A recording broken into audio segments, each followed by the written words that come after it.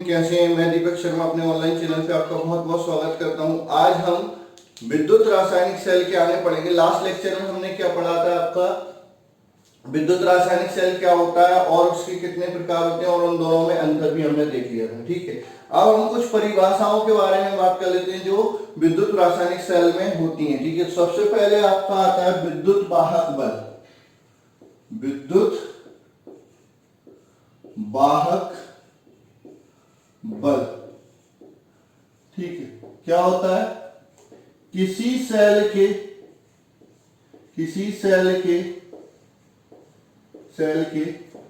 इलेक्ट्रोडों के मध्य विभवांतर जब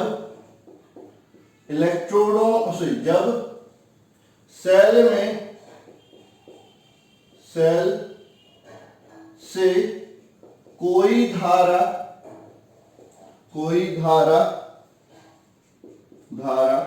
ना ली जा रही हो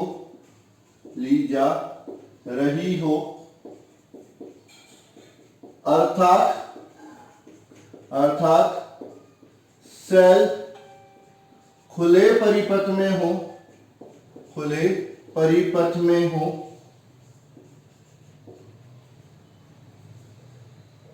को सेल का विद्युत वाहक बल कहा जाता है। को सेल का विद्युत वाहक बल कहा जाता है। ठीक है, कहा जाता है। तो अगर आपसे कोई पूछता है कि भाई विद्युत वाहक बल क्या है, तो आप विद्युत रासायनिक सेल ले लो, उसको किसी परिपथ में मत जोड़ना, उससे कोई धारा मत लेना, तब उसके इलेक्ट्रोडों के मध्य जो विभवांतर होता है उसे अपन क्या बोलते हैं? किसी सेल का विद्युत वाहक बल बोलते हैं। इसे किससे प्रदर्शित करते हैं? इसे कैपिटल ई से प्रदर्शित करते हैं। इसे कैपिटल ई से प्रदर्शित करते हैं। ठीक है, अब ठीक है, ये किस किस चीज पर निर्भर करता है? तो ये अपन पढ़ चुके हैं आपका किसमें? विद्युत रसायन में पढ़ चुके हैं। क्या पढ़ चुके हैं कि ये जो होता है वो इलेक्ट्रोड की प्रकृति पर निर्भर करता है। अलग अलग इलेक्ट्रोड के लिए आपका क्या होता है? विद्युत वाहक बल अलग अलग होता है। दूसरा ये है क्या करता है? तापमान पर निर्भर करता है, सांद्रण पर निर्भर करता है। तो तापमान और सांद्रण के साथ विद्युत वाहक बल का परिवर्तन अपन किससे दे देते हैं? आपका नर्स समीकरण से दे देते हैं कि किस तरह तापमान और सांद्रण के साथ विद्युत वाहक बल परिवर्तित होता है। ठीक है, इसके बाद आपका आता है विभवांतर। क्या आता है? विभवांतर। ठीक है, विभवांतर क्या होता है? जब सेल बंद परिपथ में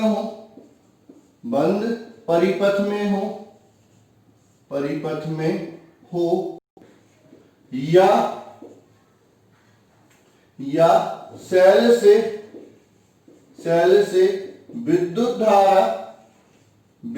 धारा ली जा रही हो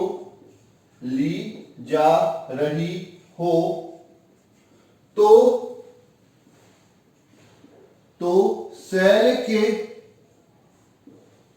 सेल के इलेक्ट्रोडों के विभव के अंतर को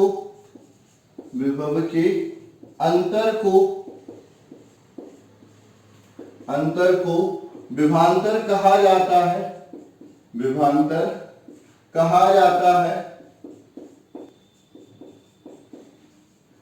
कहा जाता है। इसे V से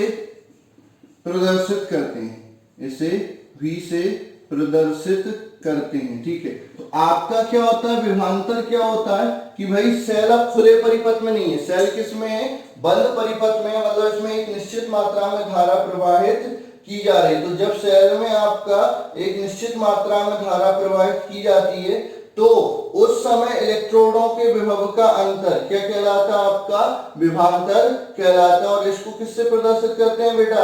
V से प्रदर्शित करते हैं। तो सेल का जो विभवांतर होता है उसको किससे प्रदर्शित किया जाता है? V से प्रदर्शित किया जाता है। तो ये विद्युत वाहक बल हो गया, ये विभवांतर हो गया। ठीक है, अब आपका क्या पूछा जाता है कि विद्युत वाहक बल और विभवांतर में अंतर आप बता दो। ठीक है, तो अपन बात कर लेते हैं कि इनमें अंतर क्या होता है। ठीक है, तो अगली हेडिंग आप लिखेंगे सेल के विद्युत वाहक बल और विभवांतर में अंतर। ठीक है, तो हेडिंग आएगी सेल के विद्युत वाहक बल एवं विभवांतर में अंतर। ठीक है, आपको अंतर चाहिए किसमें? सेल के विद्युत वाहक बल और विभवांतर में। तो एक तरफ लिखेंगे विद्युत वाहक बल,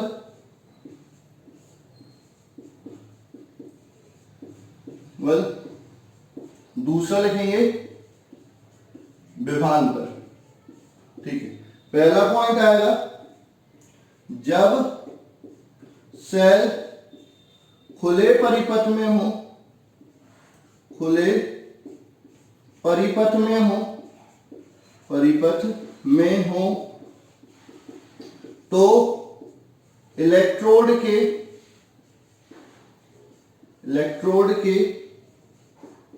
विभव के अंतर को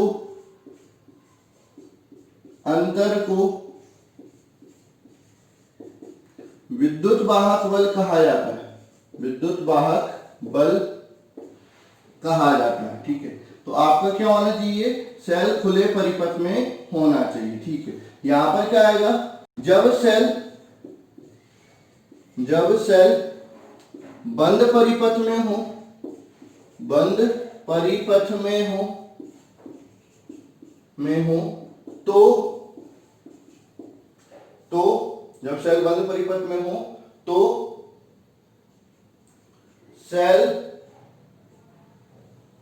जब सेल बंद परिपथ में हो तो सेल के इलेक्ट्रोडों के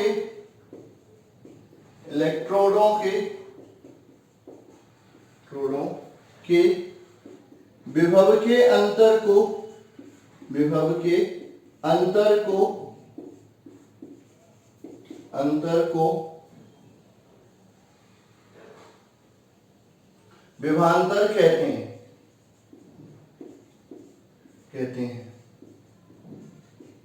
ठीक है, दूसरा आता है यह परिपथ के भंग होने के पश्चात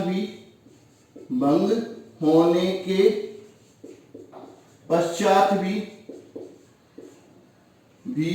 पाया जाता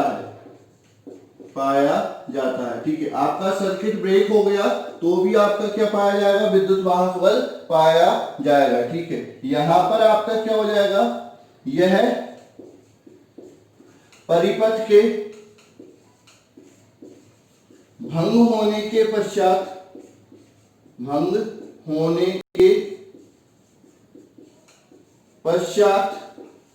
नहीं पाया जाता। ठीक है, जब परिपथ भंग हो जाएगा तो ये नहीं पाया जाएगा। ठीक है, तो ये आपका क्या हो गया? दो अंतर हो गए। और भी अपन देख लेते हैं, उसके लिए ऊपर वाली ये परिभाषाएं हैं इनको हटा देते हैं। ठीक, तो पहला अंतर ये हो गया, जब खुले परिपथ में होता है तो इलेक्ट्रोडों के विभव का अंतर क्या कहलाता है? विद्युत वाहक बल। जब बंद परिपथ में होता है तो क्या कहलाता है? उसको विभवांतर कहते हैं। ठीक है, परिपथ भंग हो गया तो भी आपका विद्युत वाहक बल पाया जाएगा, जबकि परिपथ भंग होने के बाद ये नहीं पाया जाएगा। ठीक है, अगला जो आएगा क्या? यह एक विशेष पद है जिसका उपयोग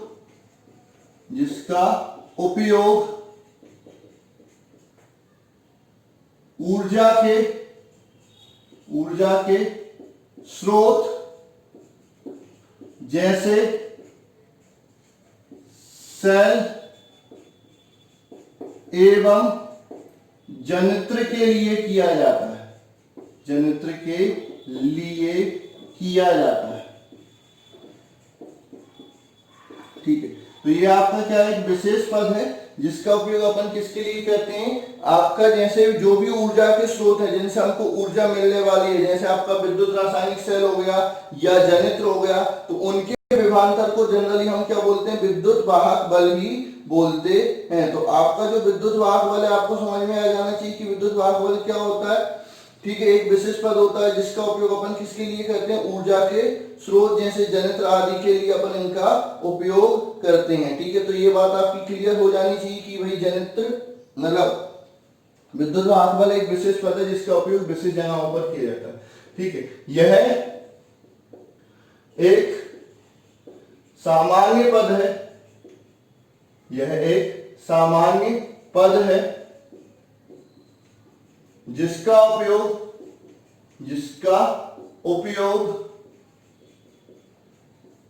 विद्युत परिपथ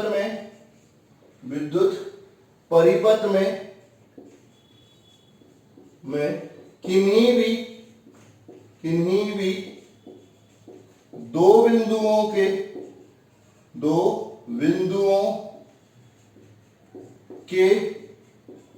विभव के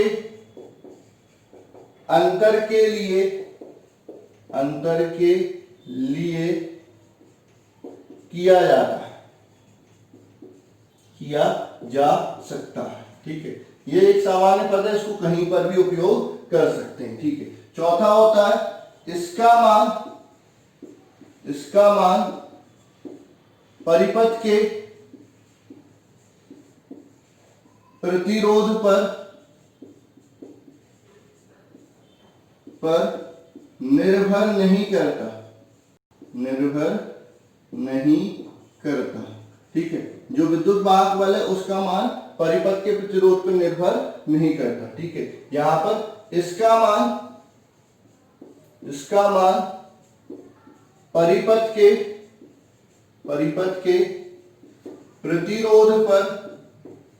प्रतिरोध पर निर्भर करता है। ठीक है, इसका मान परिपथ के प्रतिरोध पर निर्भर करता है। ठीक है, उसके बाद अगला आ जाएगा इसका मान सदैव विभवांतर से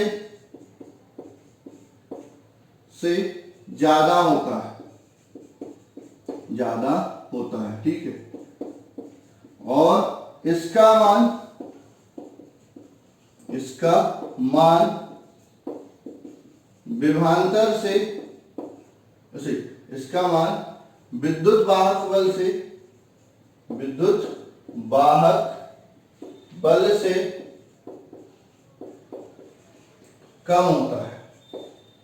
ठीक है, तो ये हो गया आपका क्या, विद्युत वाहक बल और विभवांतर में अंतर। ये मोस्ट इंपोर्टेंट टॉपिक है जो आपके बोर्ड एग्जामिनेशन में पूछा जाता है। तो कोई आपसे अगर पूछता है कि आप विद्युत वाहक बल एवं विभवांतर में अंतर लिखो, तो बिल्कुल आप लिख सकते हो, कोई दिक्कत वाली बात नहीं है। पहला ये होता है कि खुले परिपथ में इलेक्ट्रोडों के मध्य का विभवांतर क्या कहलाता है, विद्युत वाहक बल, और बंद परिपथ में इलेक्ट्रोडों के मध्य के विभव के अंतर को क्या बोलते हैं, विभवांतर बोलते हैं। ठीक है, ये परिपथ भंग होने के बाद भी पाया जाता है, सर्किट ब्रेक हो गया, करंट फ्लो हो रहा है नहीं हो रहा है, ठीक है, ये विद्युत वाहक बल रहेगा।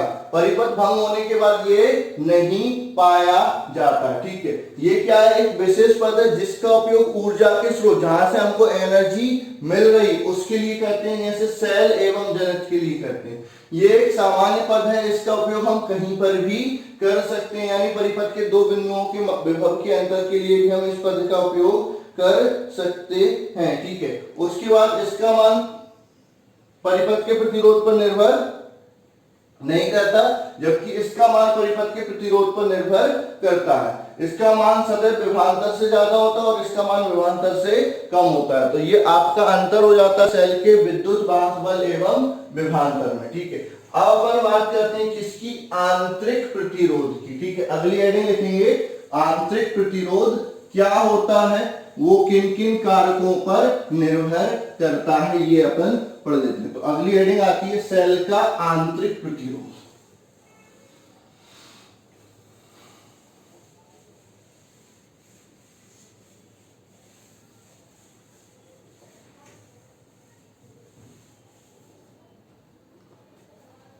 अगली हेडिंग लिखेंगे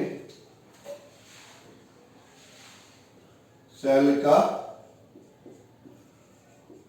आंतरिक प्रतिरोध।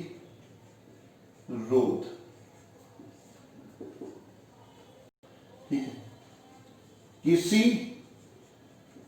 सेल का वह गुण, किसी सेल का वह गुण जिसके कारण वह अपने में प्रवाहित होने वाली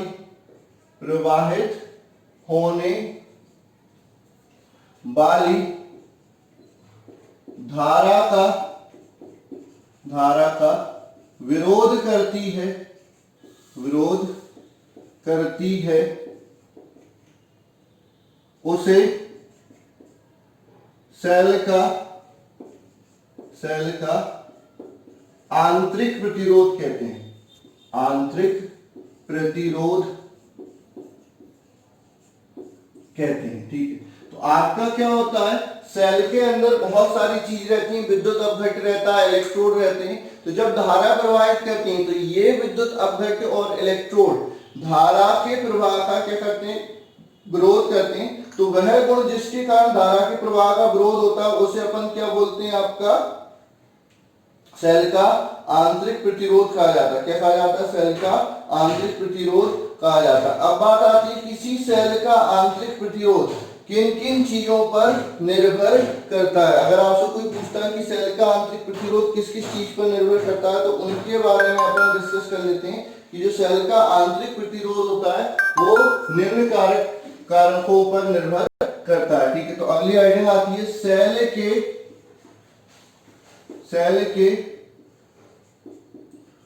आंतरिक प्रतिरोध को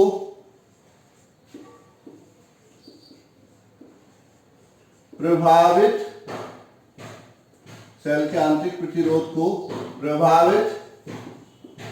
करने वाले कारक किन किन चीजों पर आंतरिक प्रतिरोध निर्भर करता है वो अपन पढ़ने वाले हैं। ठीक है, तो सबसे पहले आएगा इलेक्ट्रोडों के मध्य की दूरी। इलेक्ट्रोडों के मध्य की दूरी, इलेक्ट्रोडों के मध्य की दूरी। ठीक है, तो इसमें लिखेंगे सेल का आंतरिक प्रतिरोध,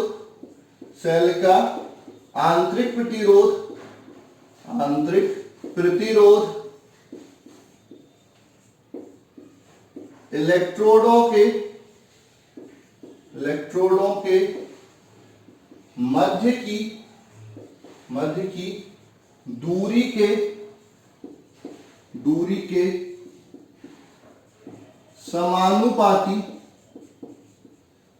समानुपाती होता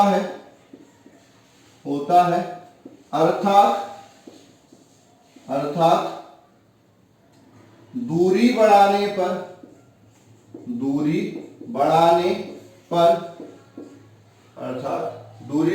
पर आंतरिक प्रतिरोध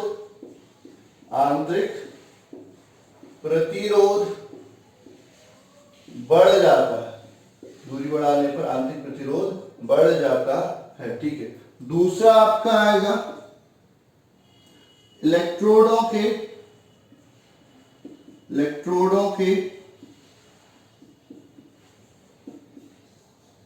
क्षेत्रफल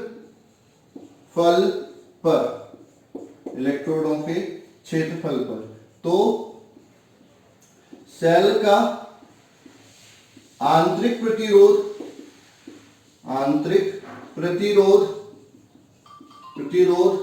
विद्युत अपघट्य में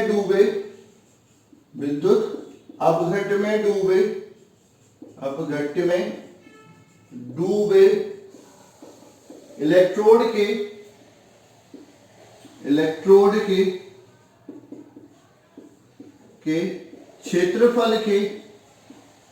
क्षेत्रफल के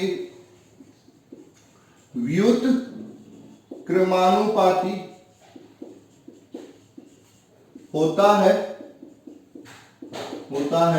अर्थात विद्युत अपघट्य में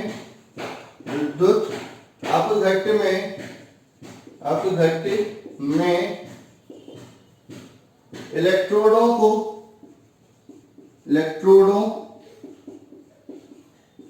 का क्षेत्रफल बढ़ाने पर इलेक्ट्रोडों का क्षेत्रफल बढ़ाने पर सेल का आंतरिक प्रतिरोध कम हो जाता है।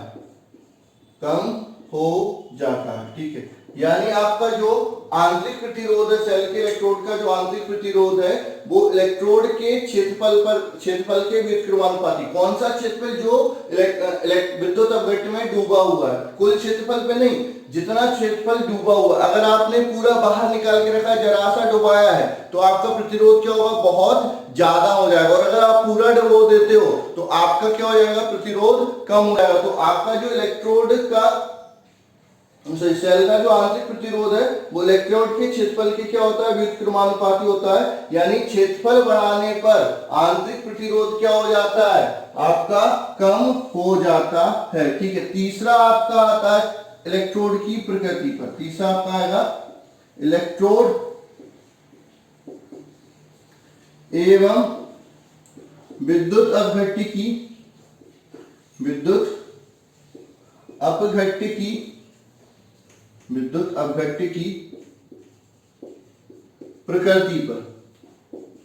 प्रकृति पर। तो इसमें क्या होता है? अलग अलग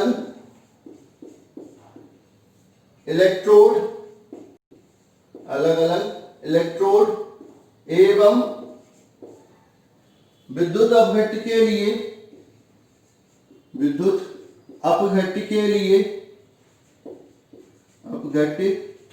लिए सेल का आंतरिक प्रतिरोध भी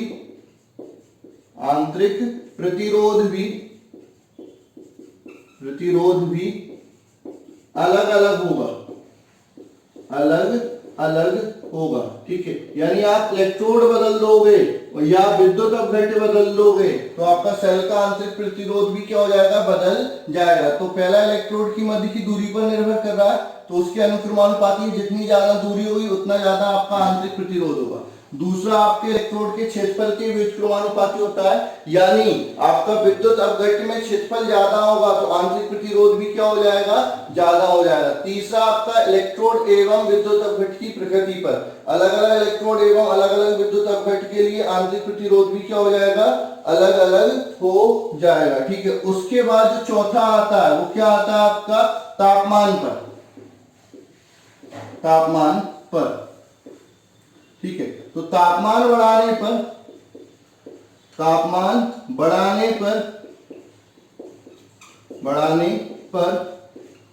सेल का आंतरिक प्रतिरोध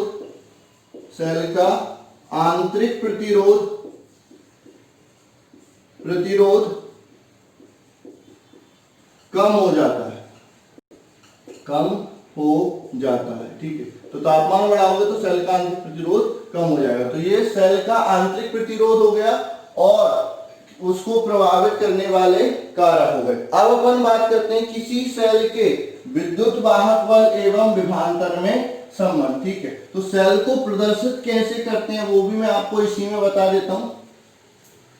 ठीक है, तो अगली हेडिंग लिखेंगे किसी सेल के विद्युत वाहक बल एवं विभवांतर में संबंध। ठीक है, अगली हेडिंग आपकी आ जाएगी किसी सेल के विद्युत वाहक बल एवं विभवांतर में संबंध। ये अपन पढ़ लेते हैं। ठीक है,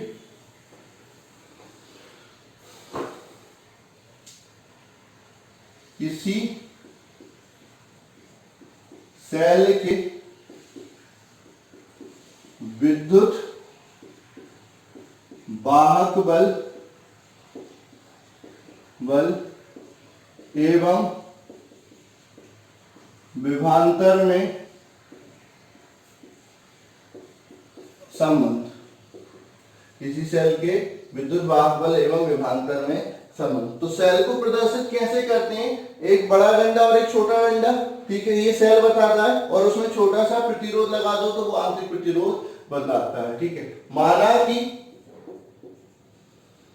एक सेल इस प्रकार लिया जाता है, इस प्रकार लिया जाता है कि उसका विद्युत वाहक बल E हो तथा आंतरिक प्रतिरोध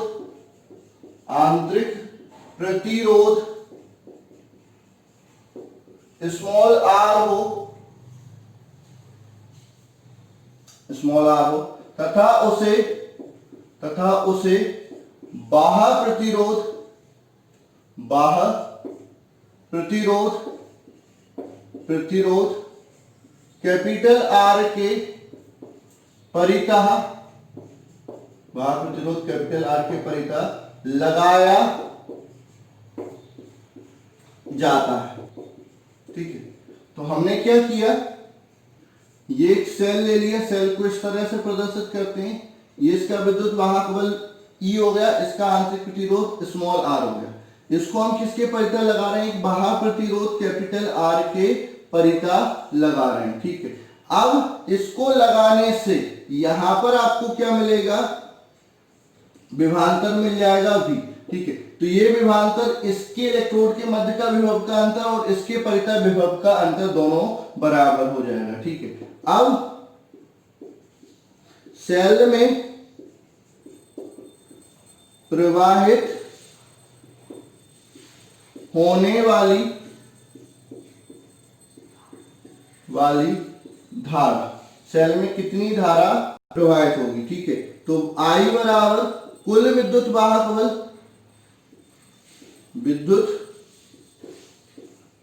बल बटे कुल प्रतिरोध,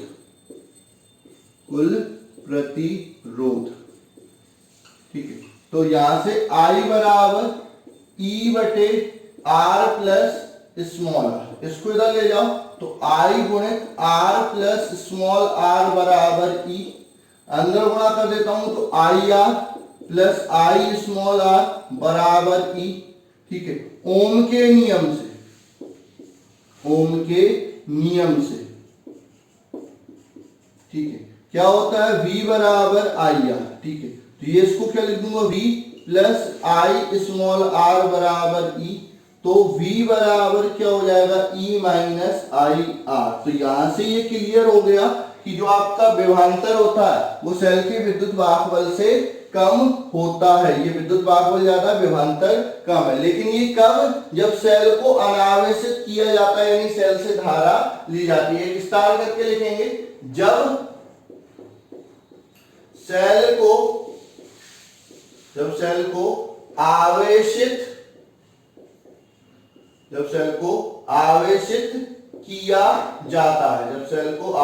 किया जाता है, ठीक है। तो आवेशित करोगे तो क्या हो जाएगा? कुछ नहीं होगा, आपका V बराबर E प्लस IR हो जाएगा। मतलब विभवांतर विद्युत वाहक बल से ज्यादा होगा तभी सेल क्या होता है? आवेशित होता है, ठीक है। तो ये आपका क्या हो गया? किसी सेल के विद्युत वाहक बल और विभवांतर में संबंध हो गया। इस पर सवाल पूछे जा सकते हैं, न्यूमेरिकल पूछे जा सकते हैं, तो बिल्कुल आप कर लोगे, कोई दिक्कत वाली बात इसमें है ही नहीं, ठीक है। अब अपन आगे बात करते हैं क्या? अब अपन आगे बात कर लेते हैं क्या? किसी सेल के आंतरिक प्रतिरोध का विद्युत वाहक बल एवं विभवांतर के साथ संबंध, ठीक है। तो अगली हेडिंग लिखेंगे, उसको हटा देता हूं।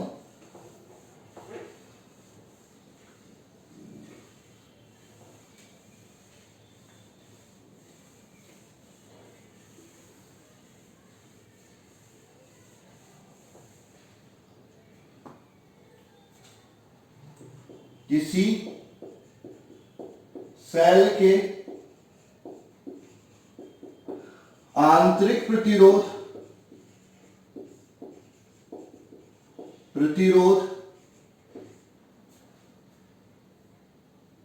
का विद्युत वाहक बल एवं विभवांतर के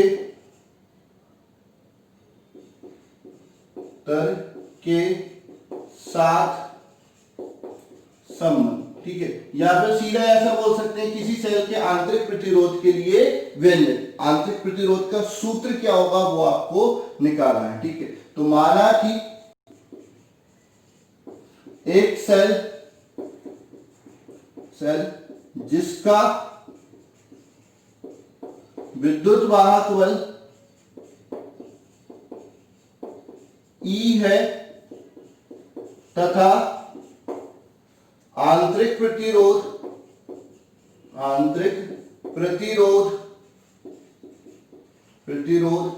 स्मॉल r है, को एक बाह्य प्रतिरोध कैपिटल R के परिता लगाया जाता है जिससे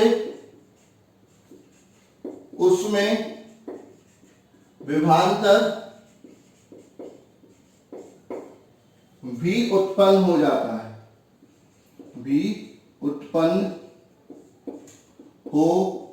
है, ठीक है। तो आपने क्या किया, हमने कुछ नहीं किया, एक सेल लिया जिसका विद्युत वाहक बल E है, आंतरिक प्रतिरोध स्मॉल r है, इसको बाह्य प्रतिरोध कैपिटल R के परिता लगा दिया। ठीक है, अब यहां पर विभवांतर कितना उत्पन्न हो जाएगा, V उत्पन्न हो जाएगा, धारा कितना प्रवाहित होगी, I धारा प्रवाहित होगी। ठीक है, तो परिपथ में प्रवाहित होने वाली धारा, ठीक है, क्या हो जाएगा, I बराबर कुल विद्युत वाहक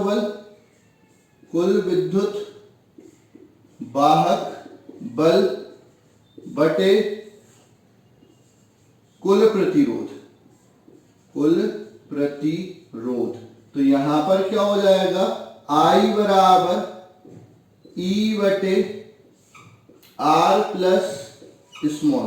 ठीक है, I बराबर E बटे R प्लस स्मॉल r, इसको इधर ले जाओ। ठीक है, R plus small r into I बराबर E, I को नीचे ले जाओ, R प्लस स्मॉल r बराबर E अपॉन I। ठीक है, अब ओम के नियम से, ठीक है, ओम का नियम क्या बोलता है आपका, V बराबर IR, तो I बराबर क्या हो जाएगा, V अपॉन R। ये I का मान यहां पर रख दो, तो R प्लस स्मॉल r बराबर E अपॉन V बटे R, तो ये कहां पहुंच जाएगा, ऊपर। तो R बराबर R प्लस स्मॉल r बराबर R E अपॉन V। ठीक है, स्मॉल r चाहिए तो स्मॉल r को इधर ही रहने दो, इसको इधर ले जाओ, तो R into E upon V minus R। तो स्मॉल r बराबर R कॉमन ले लेंगे, E अपॉन V माइनस 1। ये आपका क्या हो जाएगा, सूत्र हो जाएगा, किसके लिए, सेल के आंतरिक प्रतिरोध के लिए। कई लोग इसको ऐसे भी लिख सकते हैं, R बराबर capital R E minus V upon V। ठीक है, ये भी आपका सेल का आंतरिक प्रतिरोध हो जाता है। ठीक है, अब आज हमने क्या पढ़ा, पहली बार हमने सेल की विद्युत वाहक बल के बारे में पढ़ा, विभवांतर के बारे में पढ़ा, फिर आपका विद्युत वाहक बल और विभवांतर में अंतर पढ़ा, फिर आंतरिक प्रतिरोध पढ़ा, आंतरिक प्रतिरोध को प्रभावित करने वाले कारक पढ़े, फिर सेल के विभवांतर और विद्युत वाहक बल में संबंध पढ़ा और आंतरिक प्रतिरोध के लिए व्यंजक लिखा। इसके बाद अपन पढ़ेंगे क्या, कंडीशन फॉर मैक्सिमम पावर, यानी कोई सेल अधिकतम पावर, अधिकतम शक्ति कब देगा, उसके लिए क्या शर्त होती है, तो वो अपन को पढ़ेंगे, जिसको हम अधिकतम शक्ति प्रमेय भी कहते हैं। ठीक है, वो कभी कभार पूछी जाती है, लेकिन वो भी अपन को पढ़ना रहेगा, तो वो अपन अगले लेक्चर में डिस्कस करेंगे। आज के लिए बस इतना ही, इतना प्रैक्टिस कर लीजिए। अगर कोई दिक्कत आती है तो बिल्कुल आप मेरे से पूछ सकते हैं। तो धन्यवाद।